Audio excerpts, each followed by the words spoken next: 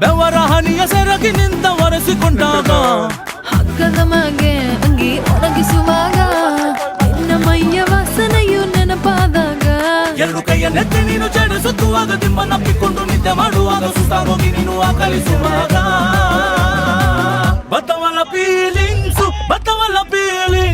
ಬಂದು ಮುಚ್ಚಾಗ್ತಾವೆ feelings ಬತ್ತವಲ್ಲ feelings